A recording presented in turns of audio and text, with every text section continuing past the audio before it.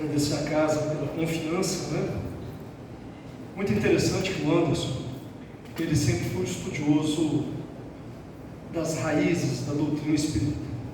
O Anderson começou a estudar a doutrina espírita com 15 anos de idade, na Federação Espírita. E ele fazia parte do grupo de jovens, ele dava aula, dava palestras, então ele foi talhado para isso e logo ele já começou a dar palestras. Eu sou um espírita curioso. Eu entrei dentro da doutrina espírita de uma forma diferente, não frequentei juventude espírita, não frequentei federação. Eu comecei a trabalhar muito cedo, o Anderson fazendo a faculdade, mas eu fazia faculdade também, mas eu trabalhava. E logo depois eu entrei no serviço militar e não saí do quartel mais. Fiquei 32 anos vestindo uma farda e não usei mais, não tinha tempo suficiente para fazer os estudos fora, mas na minha casa eu sempre estudava. E o Anderson sabia disso. A gente sempre discutiu muito essas questões. E a primeira vez que eu entrei para dar uma palestra aconteceu como aqui. O Anderson tinha dado a palestra, mas de vez em quando ele recebe algumas tarefas fora, né, dos horários, da televisão e as outras atribuições dele, e ele não gosta de faltar, ele prefere perder os convites, ser chamado a atenção do que faltar nas palestras espíritas. E nesse dia ele me convidou: você pode dar uma palestra no meu lugar?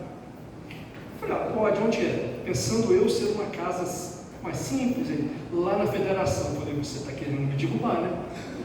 Você está querendo me fazer passar vergonha. Não, vai lá e tal. E eu fui travado naquelas cadeiras da Federação. Parecia que eu via cada um dos encarnados e desencarnados olhando para mim, falando assim: você está querendo falar que estuda? Então mostra agora. E aqui é uma casa espírita que eu sempre tive vontade de conhecer e nunca tinha tido oportunidade. Eu desenvolvo várias tarefas ao mesmo tempo. E aí, quando foi na semana passada, aconteceu a mesma coisa. O Anderson falou assim: eu não tenho coragem de dizer não à casa espírita, mas eu preciso de você. E hoje eu estou com algumas atribuições à noite, eu estou fazendo palestra uma vez só por mês. E amanhã eu tenho uma palestra já agendada há muito tempo. Eu falei: Anderson, eu faço. E aí, o trabalho que eu faço à noite junto com meu filho, falei para meu filho: olha, você hoje vai fazer sozinho, porque eu estou à disposição do seu irmão.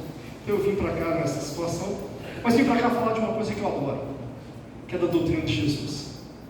Ana Paula, eu fico sempre assim, emocionado quando eu falo, porque desde criança eu tinha 7 anos, fui fazer a primeira comunhão, e eu fiz um desenho de Jesus em cima de um barco. E a professora de catecismo olhou para mim e falou assim: você acha que Jesus é tão feio assim? Aí eu falei para ela: professora, eu fiz no meu coração, porque, mas eu vou aprender a fazer Jesus bonito. Eu lembro que eu falei assim para ela. E até então, lá na doutrina católica e tal, só que eu sempre gostei muito de história. E quando eu entrei para fazer a Crisma, eu tive um problema. Eu questionei o padre, que eu não concordava, porque até então, na missão que eu tive de falar para a professora que eu ia fazer Jesus bonito, eu não tinha só que melhorar a minha capacidade de desenhar, eu tinha que conhecer Jesus. Então, todos os livrinhos que eu via de Jesus, sempre gostei muito de ler, eu comprava, eu lia, eu via, eu pegava emprestado. A família da minha mãe, todo mundo extremamente católico, menos a minha avó materna, que era espírita. E todo mundo olhava para ela assim, com aquela situação: mas a senhora não é católica? E a minha mãe sempre vigiando, porque com 2 anos de idade minha avó me ensinou a ler. E a minha mãe falava assim: ela vai querer doutrinar o Alisson, ela vai querer doutrinar o Alisson. E aí, com essa situação que eu fui expulso da Crisma, cheguei na minha casa, por coincidência minha avó estava aqui em Goiânia, ela morava em Belo Horizonte, estava por aqui. Eu falei: vó, aconteceu isso. Ela falou assim: então faz assim, vem aqui, vou te dar 2 livros para você ler. Ela me deu o Evangelho segundo o Espiritismo e me deu o Nosso Lar. A minha mãe já veio correndo: pelo amor de Deus. A minha avó falou assim: não, agora é ele que tem a escolha dele. O padre o expulsou de lá, então deixa ele estudar. Se ele achar que é interessante, pronto, me apaixonei. E aí eu fui aprendendo uma coisa interessante, que a gente precisa realmente raciocinar. E que Kardec disse para nós que a nossa fé era uma fé raciocinada. E aí, à medida que eu ia estudando o Espiritismo, eu ia me liberando. Principalmente quando eu vi Chico dizer o seguinte: se me dissessem que fora do Espiritismo não há salvação, eu não acreditaria no Espiritismo. Olha só que coisa bonita, é a caridade que traz a salvação. E tudo isso batia certinho com aquilo que eu tinha visto lá na religião católica. Não tinha nada de errado, não tinha nada de diferente.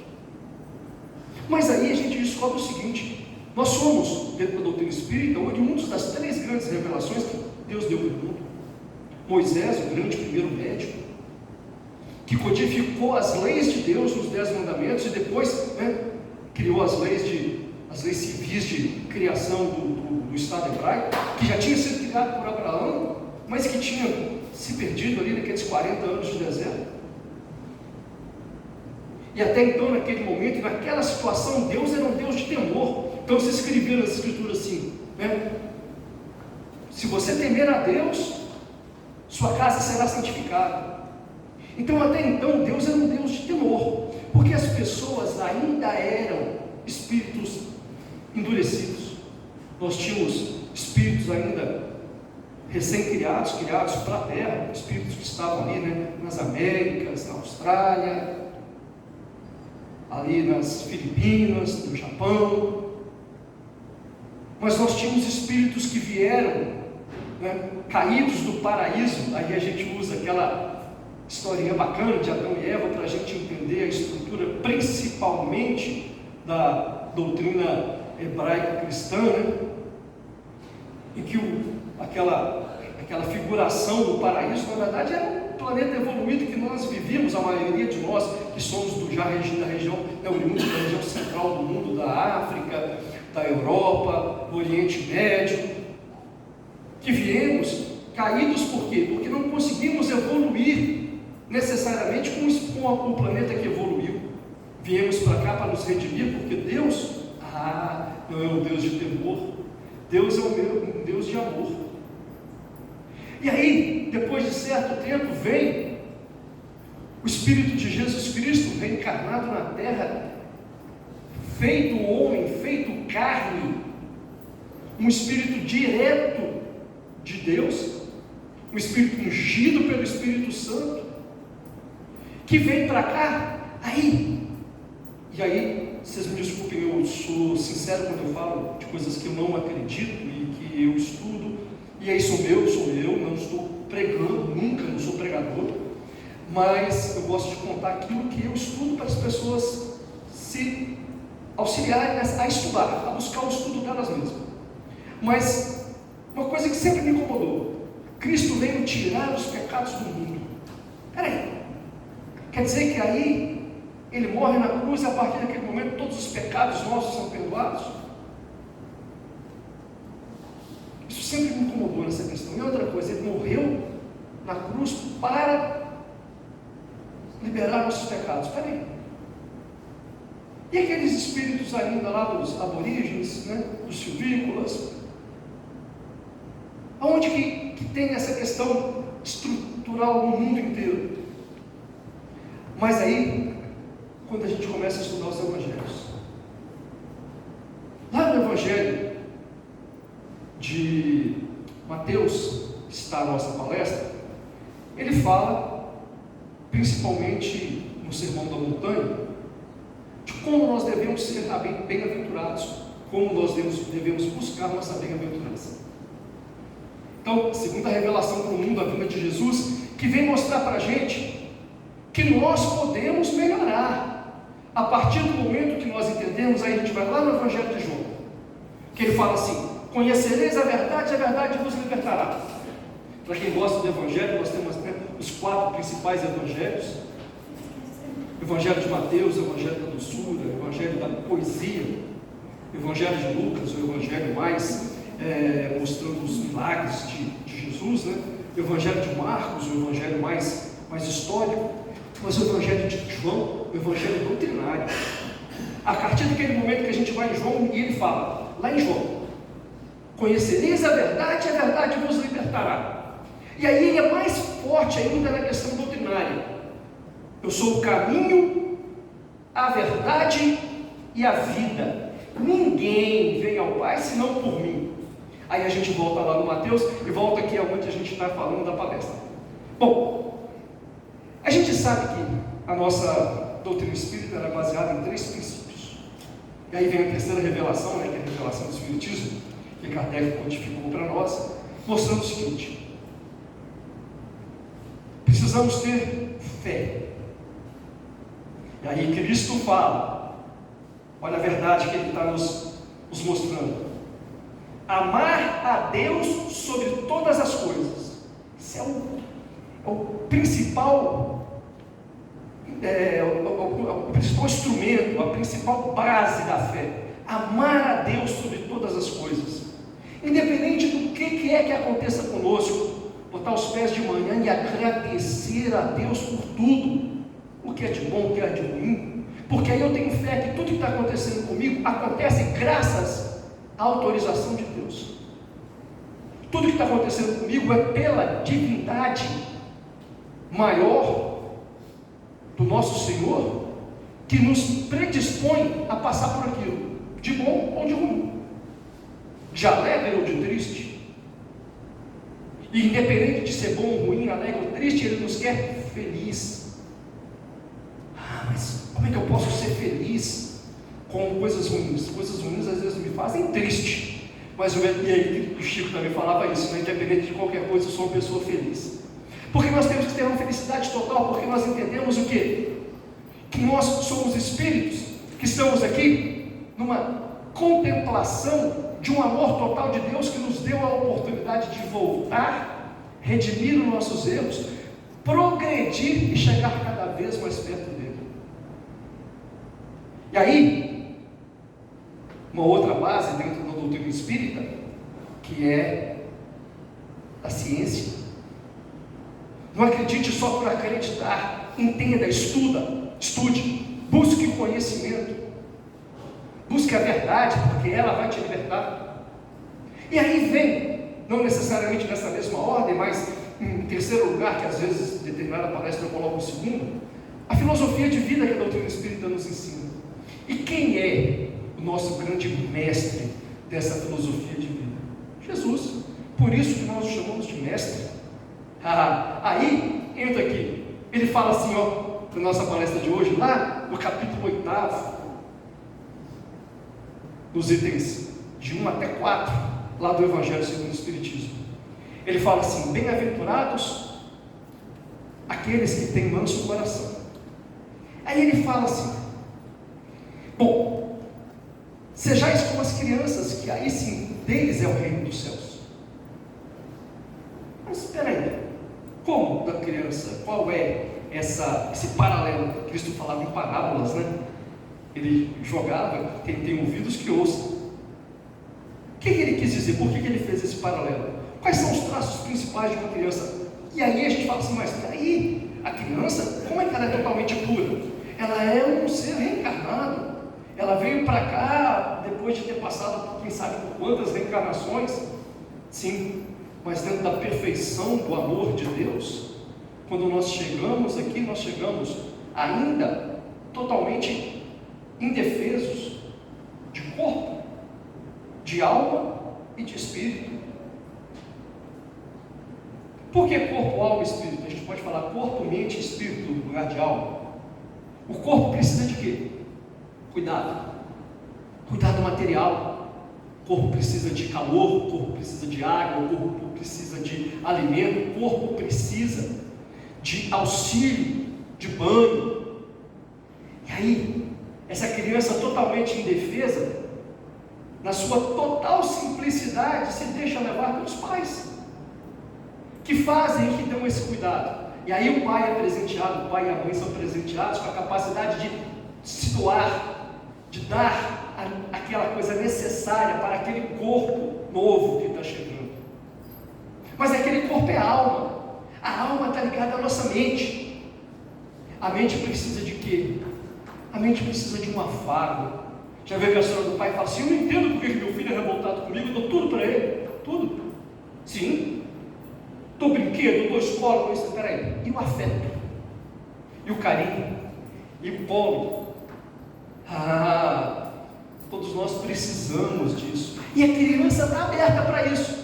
Às vezes o adulto, ele se retrai quando você chega para dar um carinho. Mas qual criança que se retrai quando vai receber o carinho, principalmente do pai e da mãe? né? Estou vendo aqui, né? Essa questão é extremamente importante. Não é bom o carinho da mãe? A minha mãe tem 1,49 m. Eu sou o filho mais baixo dela. O Anderson tem 1,87 m, eu tenho um irmão que tem 1,86 m. Por isso que eu aprendi a correr. Eu corria dos dois, né? Eu era mais baixinho dos dois. Mas até hoje a gente senta para receber carinho da minha mãe, com 84 anos, ou figurasse. Mas é essa a questão. E além da questão da alma, tem a questão do espírito, da importância do pai e da mãe orar com o filho. Eu aprendi uma coisa uma vez numa palestra, que as coisas do corpo você resolve na mesa, ali no trabalho, no quintal, na rua. As coisas da alma a gente resolve na sala, sentado na poltrona, com carinho, com a conversa, com o afago. Mas as coisas do espírito a gente resolve só na frente da Bíblia, dentro de uma casa espírita, uma casa de oração, seja ela católica, evangélica, seja ela de raízes africanas, o que for. Mas é ali, onde o pai e a mãe oram pelo filho, que você cuida dessa tríade completa. Então, eu dou tudo pelo filho, tudo, dentro do campo material. Então, nós somos corpo, alma e espírito.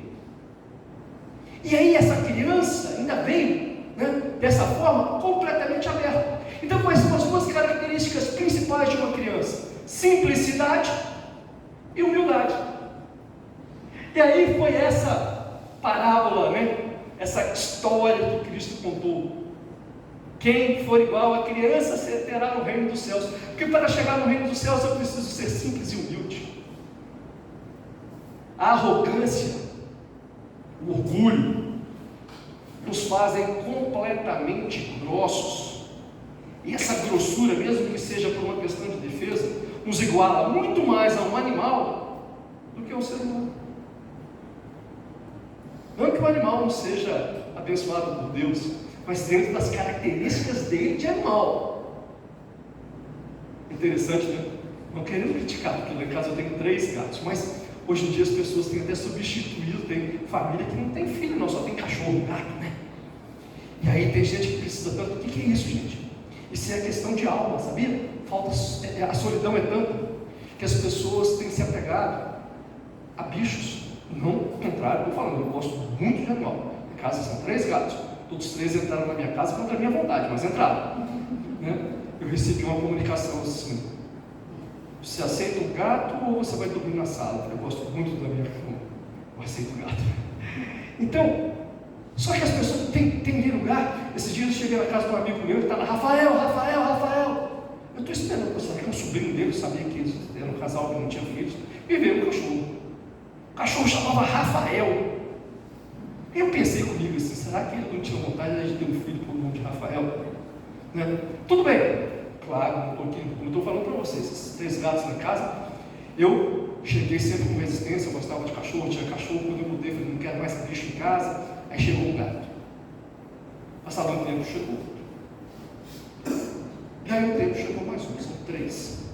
E cada um dos 3 conhece todo mundo em casa, e cada um tem uma relação diferente com todo mundo. Aí tem um lá, que é o mais velho de todos, eu ponho o pé fora da cama, ele está lá fora, ele pula da muretinha assim, já começa a miar alto, que ele quer que eu vou lá, coloco ração para ele, e tem ração lá no negócio, mas ele quer que eu ponha a ração para ele, passar a mão na cabeça dele. Aí eu falo: esse cara é chato, não é feliz com você que fez isso com ele. Então essas coisas todas são interessantes, são importantes, mas a gente precisa entender, né? Então essa questão que Cristo falou ali, aí ele fala: olha só, vinde a minhas criancinhas, porque é delas o reino dos céus. Ele tem um recado claro para todos nós. Qual o recado?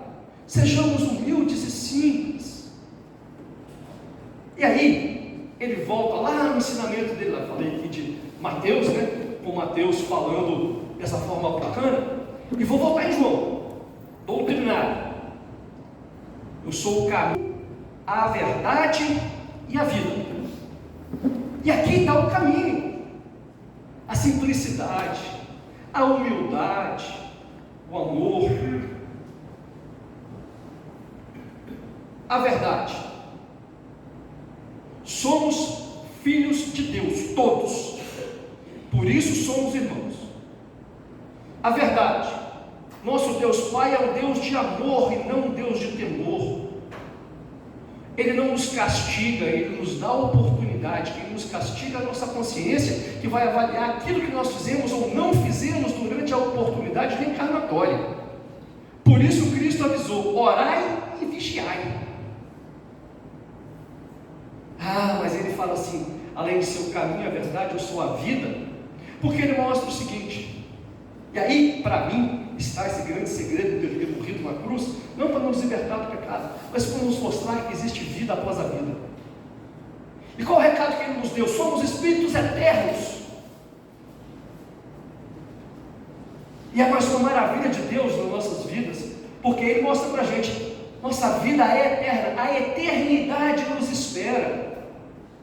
Então, sejamos vigilantes, porque nós teremos uma vida inteira, uma eternidade inteira, para usufruir dos bons conhecimentos, da nossa simplicidade, da nossa humildade, ou amargar nossos erros, no orgulho, na vaidade, na arrogância, na usura.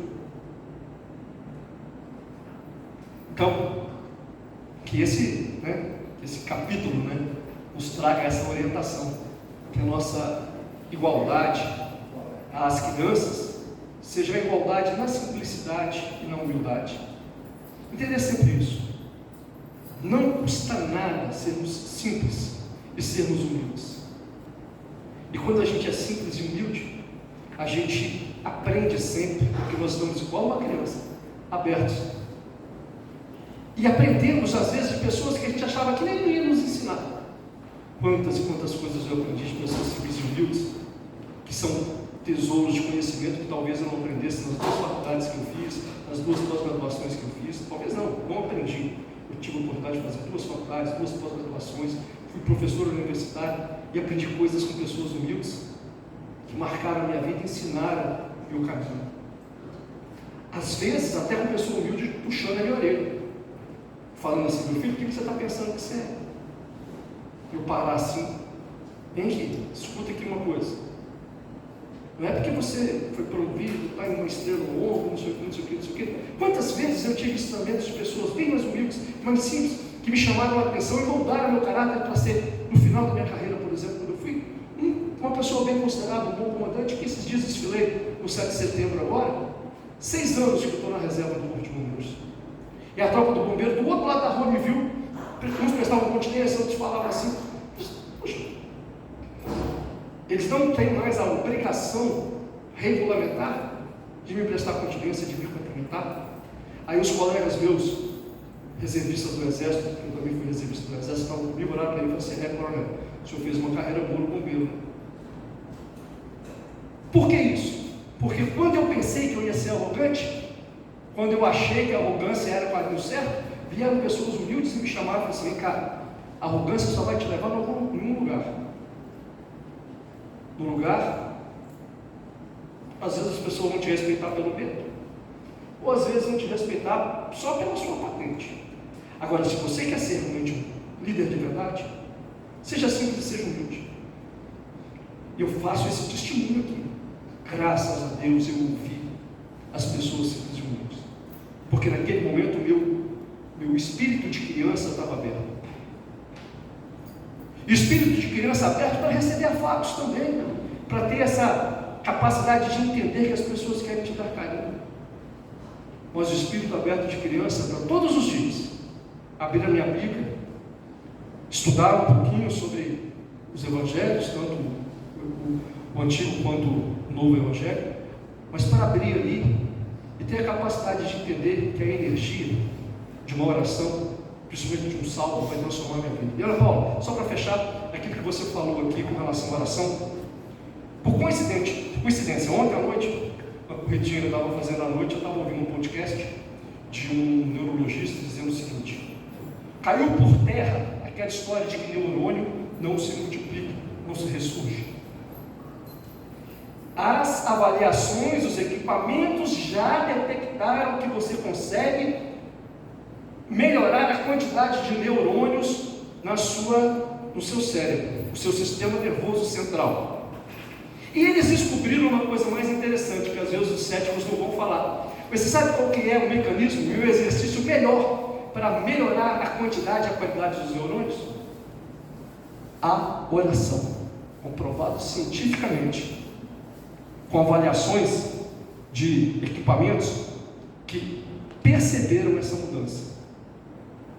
Então, senhores e senhoras, crianças, vamos orar, pedir ao nosso Pai que nos dê sempre a orientação do caminho certo a seguir, que abra nosso coração para os bons conhecimentos, que abra nossa mente para as boas relações, que deixe o nosso espírito aberto para que a gente escute a voz de Deus através da espiritualidade, que é a terceira grande revelação de Deus para nós, que nós temos, a vivência da espiritualidade do nosso lado, para que ela possa nos orientar. A gente às vezes até fala assim: nossa, eu tive uma intuição, graças a Deus, seu guia espiritual é grande, é forte, é poderoso e faz maravilhas no seu cérebro para que você possa fazer maravilhas na sua vida, e que assim a gente possa ser cada vez mais feliz, porque é isso que Deus quer de nós, e cada vez mais próximos do Pai. Muito obrigado a todos.